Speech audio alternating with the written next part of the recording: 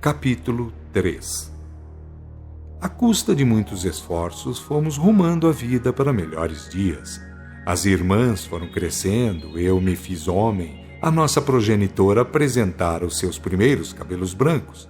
Daquela data em que minha mãe dissera para não mais falar no assunto enquanto não soubesse bem o francês, de fato nada mais lhe perguntei. Todavia, 3 pessoas ficaram gravadas em minha retentiva: a senhora Alzira, o senhor Tristão e o professor Lago. A senhora Alzira demonstrava, pelo semblante sereno e grave, saber coisas de que não tratava com qualquer pessoa. Sua bondade emanava de nobres sentimentos, suas ações refletiam elevado grau de consciência espiritual. Não sendo letrada, a sua casa era visitada por gente merecedora de melhores créditos, mormente quando algumas desgraças lhes atingiam a vida.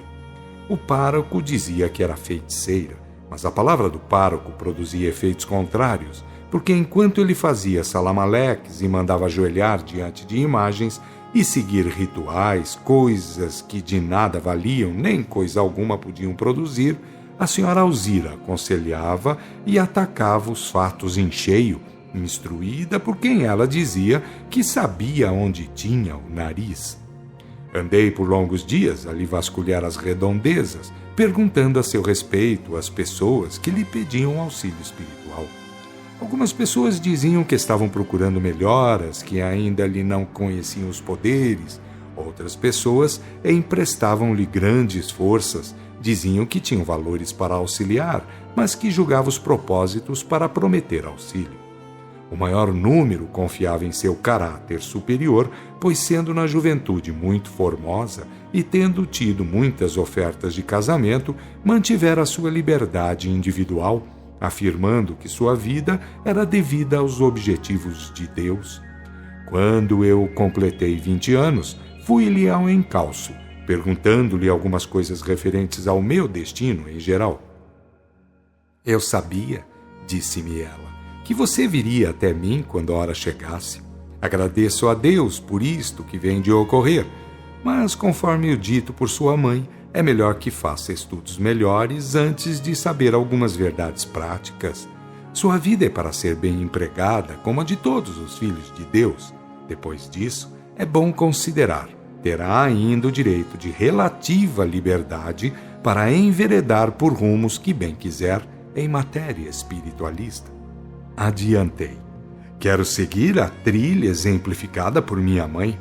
Antes que eu terminasse, apartou-me. O exemplo de sua mãe é louvável, mas a melhor conduta é você mesmo saber e decidir. Não fale já em nome de conceito algum, porque antes dos 30 anos a sua mentalidade não estará pronta. Lembre-se, Teodoro, daquilo que ora lhe digo, eu que tenho seguido seus passos dentro e fora da carne, observando sua conduta, apreciando seus esforços. Vá, meu rapaz, procurando sustentar bem alto o palio da pureza e da sabedoria. Sem moral elevada, nada se consegue perante Deus, embora um mundo terreno possa vir ao nosso encontro para nos ofertar todos os bens possíveis. Também o conhecimento deve ser procurado, porque a ignorância é o único diabo que realmente existe. Cumpre amar a Deus com todas as forças do cérebro e do coração. Fora disso, Teodoro, os homens se fazem de joguetes nas mãos das idolatrias e das explorações inventadas por criaturas sem pejo. Eu estava encantado, porque sua voz parecia vir dos confins do infinito. Sua fisionomia revelava tremenda segurança daquilo que dizia. Seus olhos grandes e bonitos, amendoados, falavam mais do que a sua boca. Ela se aquietou em certa ocasião para me oferecer a palavra. Eu calei, porque senti que ela tinha muito para dizer, enquanto eu tinha tudo para ouvir. Dando-me a mão em sinal de despedida, adiantou.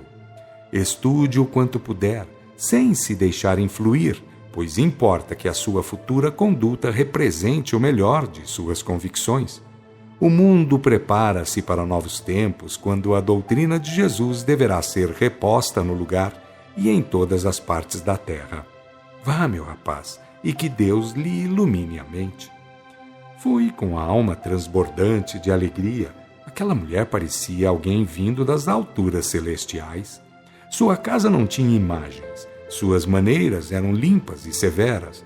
A impressão que causava era ótima, embora um tanto advertencial. Ela deixava na gente um sentimento de precaução, qualquer coisa que significava atenção nos mínimos detalhes da vida, como se fosse fiscalizar a conduta das pessoas que com ela procurassem entendimento.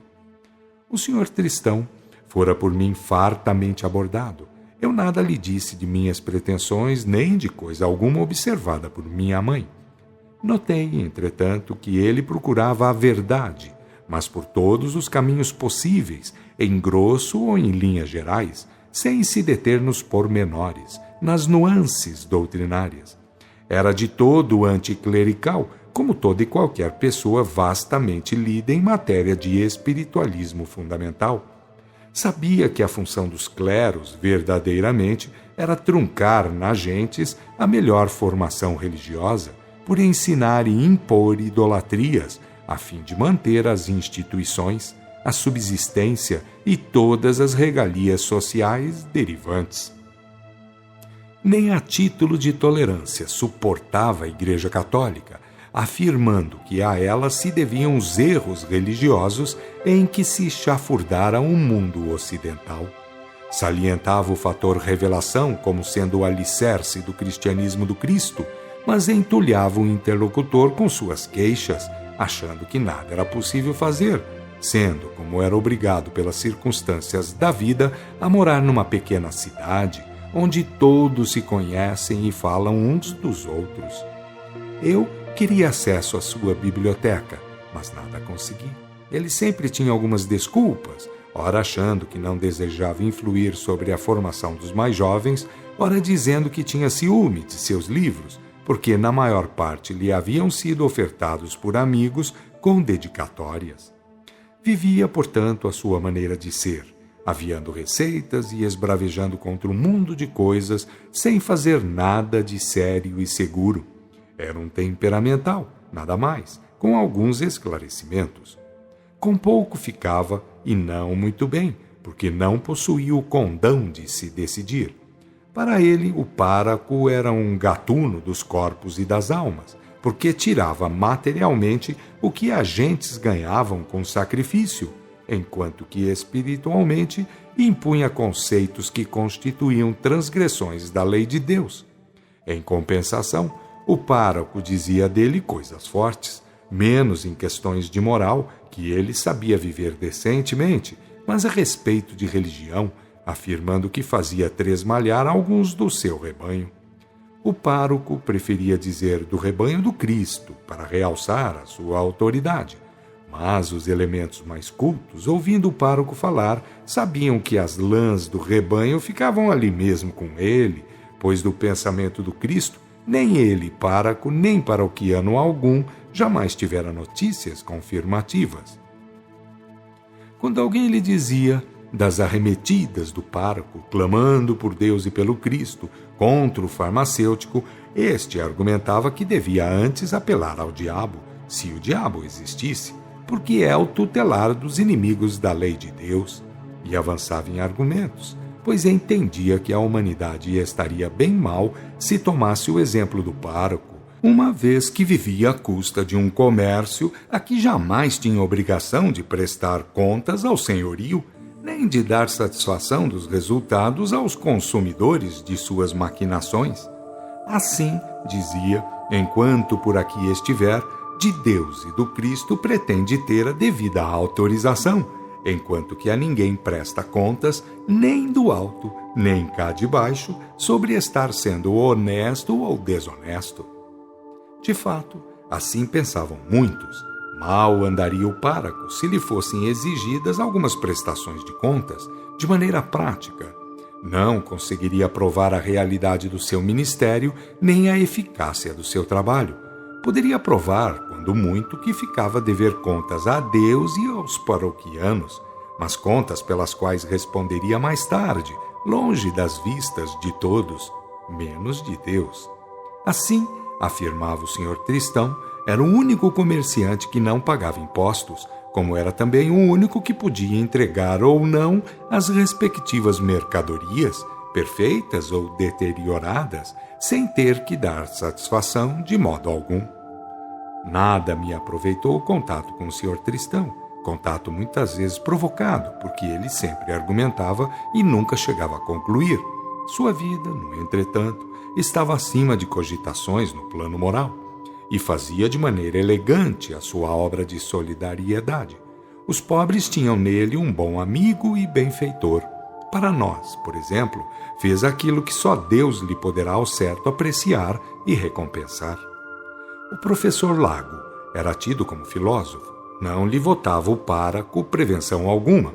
Ele, por sua vez, entrava nas igrejas todas, protestantes ou católicas, de todos fazendo bons amigos em humanidade. Suas teorias, quer sobre o chamado Criador, quer sobre a chamada criação, ou sobre as leis e as virtudes, eram simplesmente monistas. Tudo intrínseco, tudo íntimo, sem distâncias de ordem local entre o pai e os filhos, fossem espirituais ou materiais. Todavia, manifestava sempre a sua preferência a dois grandes vultos, Krishna e Hermes Trismegistro. Jesus lhe era acima de cogitações, porque dizia que lhe haviam corrompido a doutrina, deixando por todos os foros de ser o responsável por isso que a humanidade pensa que é cristianismo. Ao lhe perguntar diretamente o que pensava que fosse o cristianismo do Cristo, respondeu-me que só sabia ter sido a doutrina estabelecida sobre a revelação, vindo posteriormente a ser desvirtuada em Roma a bem do império. Foi ele quem me atendeu sem saber, a fim de que eu entrasse para o conhecimento de algumas verdades bíblicas sobre a doutrina de Jesus. Deu-me uma Bíblia, toda assinalada. Tudo quanto dizia respeito a Jesus estava marcado em azul, desde os profetas, e tudo quanto se referia ao derrame de Espírito ou batismo de Espírito Santo também. Além disso, fizeram anotações à margem, chamando a atenção para os pontos correlatos, citando os textos que deviam ser lidos e confrontados para efeito de análise e conclusão. Devo a ele um grande serviço, pois creio que ninguém mais poderia ter feito aquilo com tanta justeza e segurança quando ainda faltavam 10 anos para o século XX inaugurar seus domínios no circuito das eras em trânsito. Quando aos 20 anos minha mãe permitiu-me entrar nos assuntos daqueles tais livros e manuscritos, eu estava saturado fortemente das verdades do cristianismo, de sua base fundamental constituída de moral e de revelação. É certo que aprendi muitas lições interessantes, vindo a saber que grandes mestres da verdade haviam já passado pelo mundo quando Jesus veio trazer a graça da revelação ou o batismo de Espírito, a fim de facilitar aos filhos de Deus, em geral, as extensões do consolo que é o intercâmbio entre os dois planos da vida. A realidade, entretanto, é que eu comecei a desejar ardentemente saber como seria possível entrar em contato com os espíritos, assim como o fizeram Jesus e os apóstolos, e todos os cristãos até o 4º século, como afirmava o professor Lago, fundamentado na Escritura e outros documentos. Quando lhe pedi para ler algumas obras da sua biblioteca, ao invés de se alegrar com o meu propósito, ficou bastante triste, grave e concentrado, antes de falar.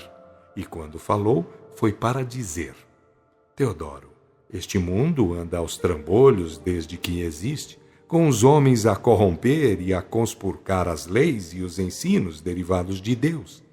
Receio que você, como tantos outros, venha a saber algumas verdades para logo mais transformá-las em objeto de pouco caso, talvez de motejo. A meu ver, rapaz, creio que deve ir pensar um pouco antes de procurar tais conhecimentos. É melhor ser um ignorante sincero que um conhecedor escandaloso. Notando que suas palavras me feriram fundo até as lágrimas, deu-me um abraço forte, prometendo: Teodoro, você é um jovem que promete. Venha buscar os livros. Naquele dia dei entrada aos mais vastos conhecimentos filosóficos, conhecimentos que, encimados pelas verdades evangélicas, deram-me a certeza de que somos de Deus parte e relação.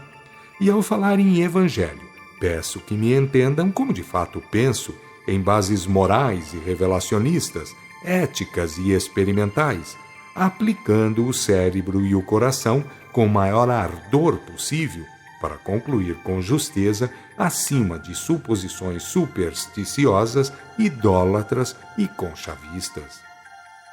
Creio, com toda a sinceridade, que para haver melhora no plano geral do cristianismo, basta se faça uma rigorosa revisão nas bases conceptivas, que se deixem de lado os misticismos passivos, que em nada resultam, colocando acima de tudo o conhecimento das leis regentes e o reconhecimento de que em Deus não prevalecem as manobras que se fazem em nome da fé. Porque o sentimento passivo de uns é sempre campo de exploração para outros. E assim, enquanto duas partes cometem faltas, a consequência geral é a imoralidade do ambiente humano. Se tiver de falar no extrato, na súmula doutrinária, devo dizer que transformo as bases do Velho e do Novo Testamento em uma única chave, porque enquanto no Velho Testamento ressalta a lei de Deus, que manda adorar a Deus em verdade e justiça, tendo como elemento intrínseco informativo a revelação, também o Novo Testamento ordena amar a Deus com todas as forças do cérebro e do coração, tendo por encimação final o batismo de Espírito, a revelação para toda a carne. Que há, pois, de mais ou de menos entre os dois, sem ser que antes havia revelação para um pequeno grupo, enquanto depois passou a haver revelação para toda a carne?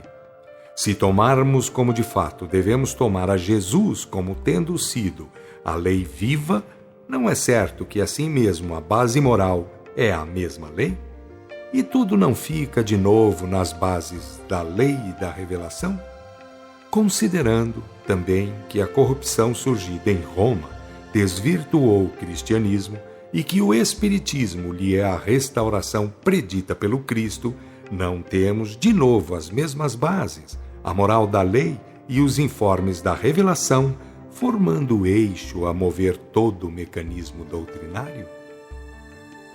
E se formos por aí, seguindo a trilha justa, não iremos encontrar o espírito postado em frente ao dever único, que é se tornar moralizado segundo a lei e sábio através da revelação?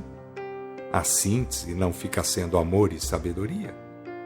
Havendo, consequentemente, que fazer um simples exercício analítico, não iremos encontrar as cleresias, as vestes fingidas, os simulacros, os dogmas, os rituais, tudo isso que é exterior e formal, como entraves ao progresso das almas?